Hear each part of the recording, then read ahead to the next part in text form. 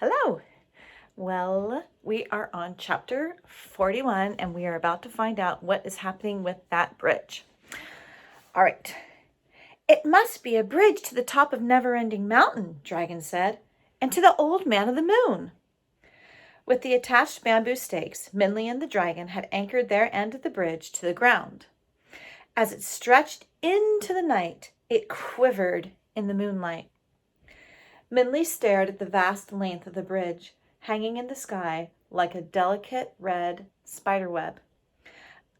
I don't think you'll be able to cross it, Minley said.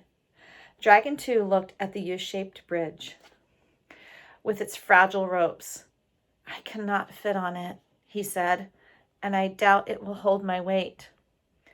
Well, Minley said, maybe it's magic, like the thread. Try. Dragon put one foot onto the rope bridge, but as the rope felt his mass, it groaned and the bamboo stakes began to tear out of the ground. Hurriedly, Dragon stepped off.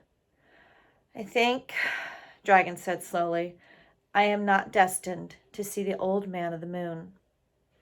Minley looked at Dragon's downcast eyes and read the years of sadness and frustration on his face.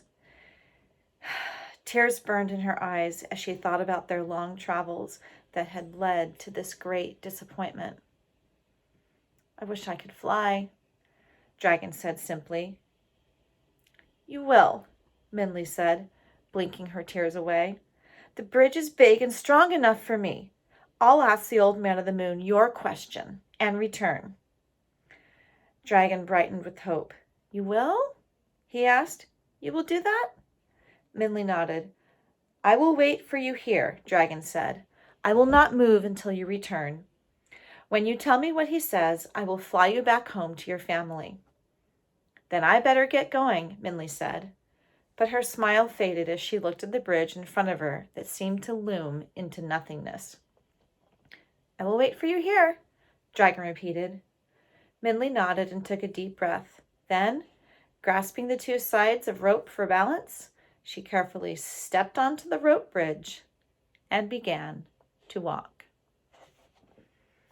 Chapter 42. The sky around Minley was quiet as she walked on the red rope bridge. The only sounds she heard were those of her own breathing and the pounding of her heart in her chest. After the dragon and land faded from view, Minley saw nothing except for the night around her.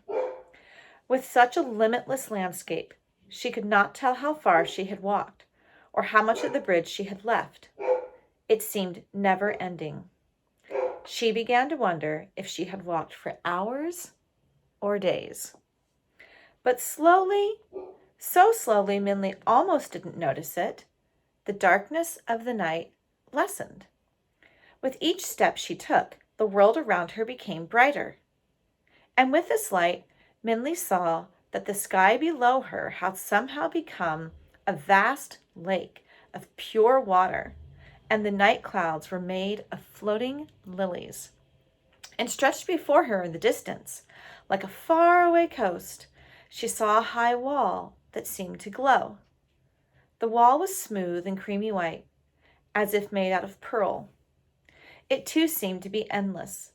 Minley could not see where it began or ended.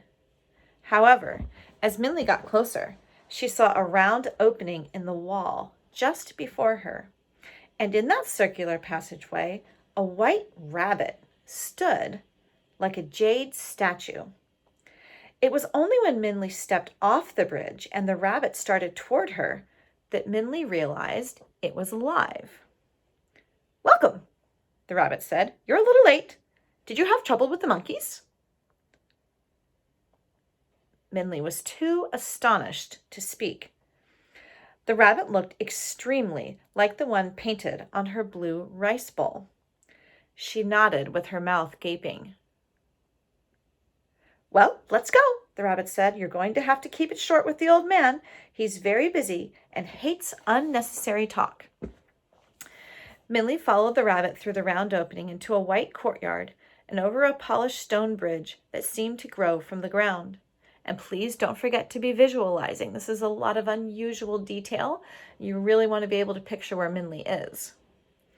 As they passed over it, Minley saw the smooth water wave with gentle ripples and heard what sounded like faint drumming. To one side of her in the distance, standing out against the flat landscape, Minley saw the silhouette of a man cutting down a lone tree, his axe making a thumping rhythm. As he chopped, the branches of the tree shook. Leaves, blossoms, and seeds flew through the air and dropped into the water like raindrops. "Is that the old man in the moon?" Minley asked. "Him?" the rabbit said. "Oh no, that's Wu Kang." "Why is he cutting down the tree?" Minley asked. It seemed a shame to her that the only tree on Never-Ending Mountain was being cut down. "Questions, questions," the rabbit said. "I should make you wait to ask the old man, but if you must, Wu Kang tries to cut down that tree every night." "Every night?" Minley couldn't help asking. "Yes," the rabbit said. And this is the story of Wu Kang. Most thought Wu Kang was very lucky.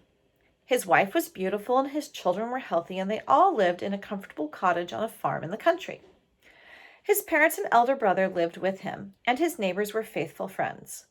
But Wu Kang always wanted more.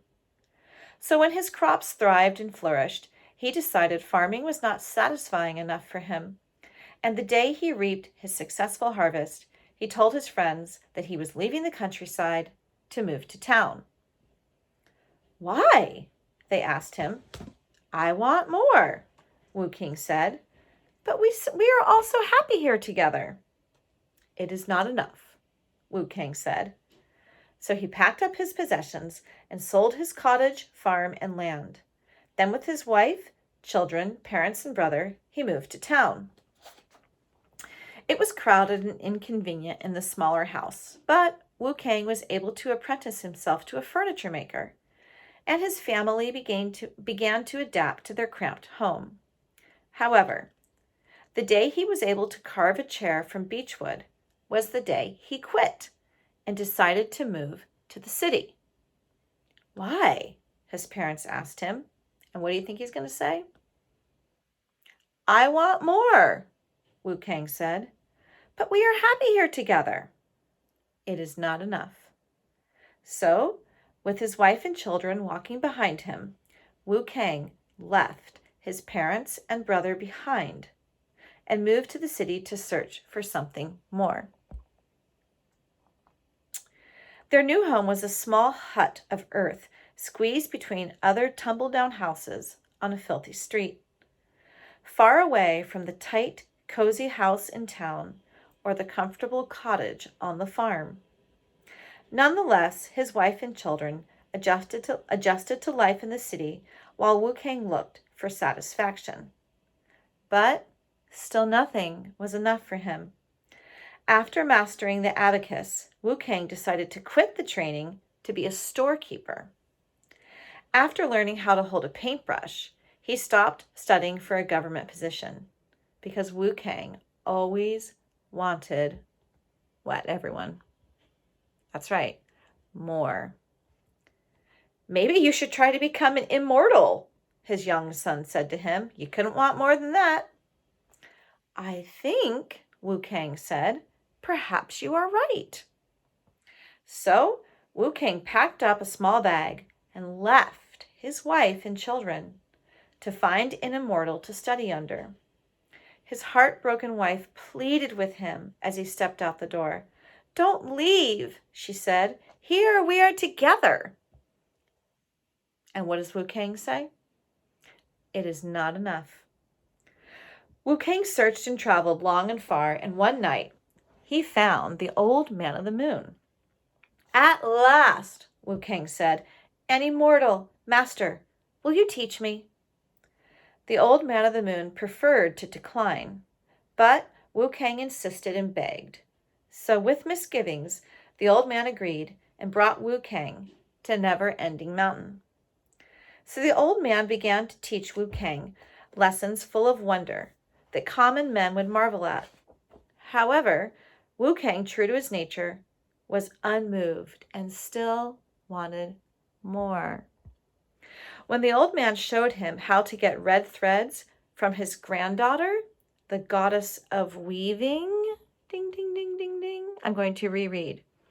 When the old man showed him how to get red threads from his granddaughter, the goddess of weaving. Anyone remember who that is? The Buffalo Boy's friend. All right.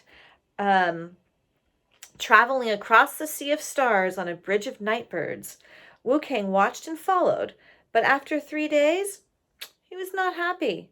Master, there must be something more you can teach me. So the old man taught Wu Kang how to tie the threads of destiny, sealing the knots with a shaft of light from the moon. Wu Kang studied and copied, but after 2 days, he again grew restless. Master, I know you can teach me more. Hence the old man took out the sacred book of fortune and began to teach Wu Kang how to read its text. But after 1 day, Wu King exclaimed, "There must be more than this!" With that, the old man clapped the book shut. "Yes," the old man agreed, "there is." And without a word, the old man led Wu Kang to a barren area of never-ending mountain. The old man knocked on the ground with his walking stick, and from the rock a silver tree grew.